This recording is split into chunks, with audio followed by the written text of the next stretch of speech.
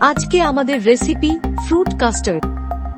উপকরণ লাগবে 3 কাপ দুধ, 1/4 কাপ চিনি, 2 টেবিল চামচ ভ্যানিলা কাস্টার্ড পাউডার, আর পছন্দ মতো ফল। ফ্রুট কাস্টার্ডে টক ফল যেমন কমলা, লেবু ইত্যাদি দেবেন না। প্রথমে গ্যাস অন করে একটা কড়াই বসিয়ে তাতে 3 কাপ দুধ দিলাম।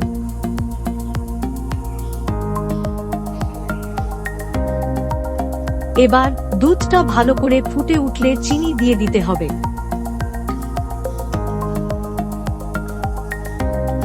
দুধ ফুটে চিনিটা ভালো করে মিশে গেলে কাস্টার্ড পাউডার জলে গুলে এতে মিশিয়ে দিয়ে নাড়তে হবে যাতে লাম্পস না পড়ে যায়।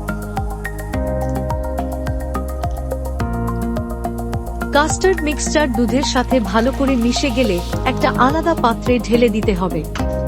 তারপর 1 ঘন্টার জন্য ফ্রিজে রাখতে হবে। 1 ঘন্টা পর ফ্রিজ থেকে কাস্টার্ডটা বার করে কাটা ফলগুলো মিশিয়ে দিতে হবে।